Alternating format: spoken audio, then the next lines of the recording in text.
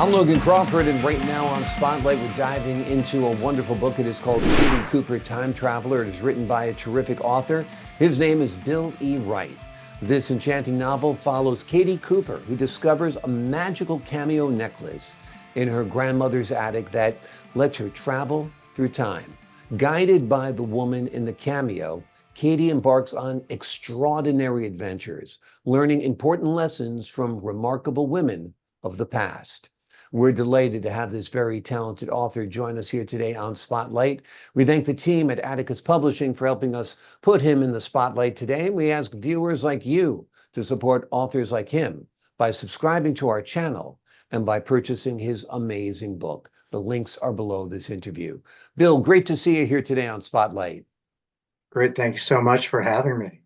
It's my pleasure. You have taught creative writing during the course of your career. Now you're putting those skills to practice by writing this wonderful book. Tell us a little bit about the inspiration behind Katie Cooper, Time Traveler. Well, my goal was to write a story for young girls that would allow them to recognize and realize their strengths and their abilities and to sort of revel in that. And also, I wanted them to realize that throughout history, women have had um, powerful roles in shaping our country and our world. So, this story, my granddaughter was my inspiration. Um, she is 7 years old, and I thought, oh, what a perfect story for her to learn about her past and to embrace Hmm. her strengths. Absolutely. It's a great vehicle for children to learn about women from history. Who are some of the women that you cover in the book? Well, in this book, I begin with the Native Americans who first settled Colorado, and the main character there is a woman called um, Mama Dog, Hmm. and I kind of follow the Arapaho lifestyle there. So she gets a taste of that.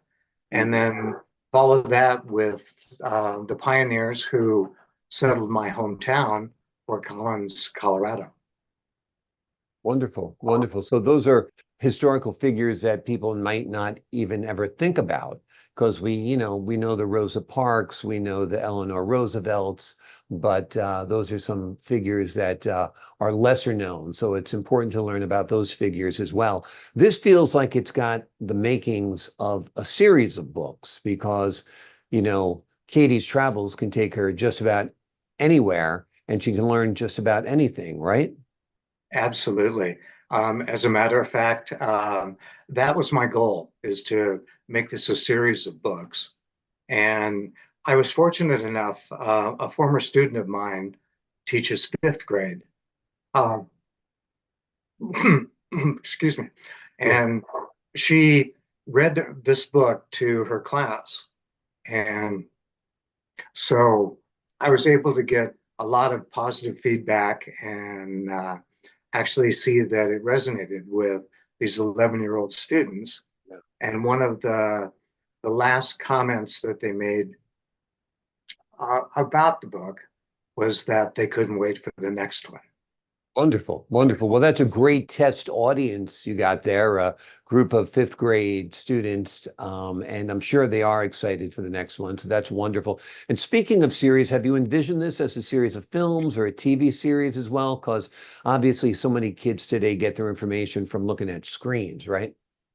Oh, I would love for it to be a TV series Yeah. was my dream, where sort of like the Carmen Miranda Hmm. series, where um, the Katie Cooper would meet women throughout American history and world history.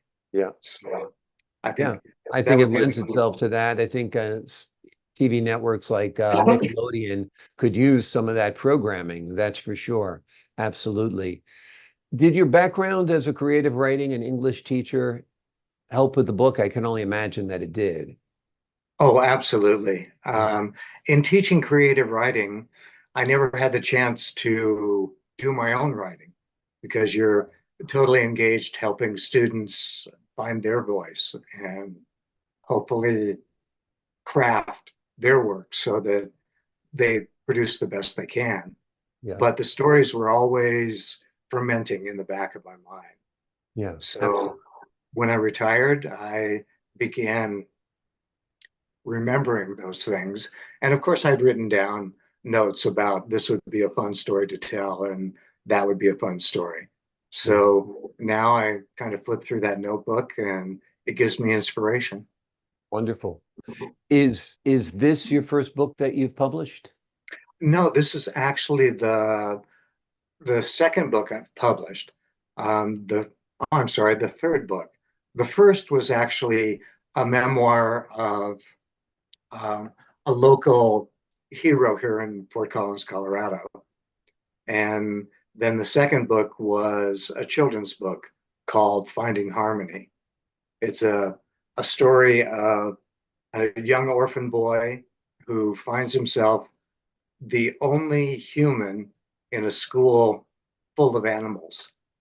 And so he has to learn how to adapt and how to make friends in this new world. Wonderful. That sounds terrific. Another creative story for sure. And I think you've really, touched upon something with your Katie story. Absolutely. And you wrote it for your granddaughter. You said, what was her reaction when she finally saw it published? You must be pretty proud of her grandfather. Um, well, I would hope so, but um, she liked the story, Hmm. and her middle name is Kate. Okay. So she recognized that I took that, for my uh, for the name of my character, Character's name. Yeah. and she was really pleased with that. That's wonderful. Where do you think you're going to go with the series? Have you already written the second book, or is it brewing up here? Tell us about that. I'm in the middle of writing it. Um, the book sort of ends with not a cliffhanger, but a suggestion for the next, where Katie will travel with her father. She traveled with her mother in the first book. Um, and I have them going to Paris in the 1920s, Hmm. where she'll meet um, the women who helped shape the 1920s. Alice B. Toklas and Gertrude Stein. You Hmm. know, and she'll also meet all of the authors and painters from that period that Gertrude Stein, nurtured and helped them to become successful. Yeah. Wonderful. Wonderful. The idea of the cameo necklace was very creative. Tell us where you got that inspiration. Um, you know, um, I'm not quite sure where I got it. Um, when you look at a cameo, my first thought was, is that really a portrait of a woman? Did the artist take, his wife or his girlfriend and carve that cameo from that? And that led to, what if the cameo could talk? Yeah. Wonderful. And then what if the cameo could help you time travel? And what if all those what ifs led to a wonderful story? Oh, thank you. Yeah, absolutely. The name of the book we're talking about today is Katie Cooper, Time Traveler. It's written by a terrific author by the name of Bill E. Wright. This enchanting novel follows the story of Katie Cooper, who discovers a magical cameo necklace in her grandmother's attic that lets her travel through time. Guided by the woman in the cameo, Katie embarks on extraordinary journeys, learning important lessons from remarkable women of the past. It's a terrific book. It's an inspired story, and it will have your children get acquainted with important women of the past. And of course, that will create future generations of important women as well. Bill, thanks so much for joining us here today on Spotlight. Well, thank you so much for having me. It's been a pleasure. Pleasure's been all mine, my friend. I enjoyed our talk. To the folks at home, I'm Logan Crawford, thanking you for your time. This time until next time on Spotlight.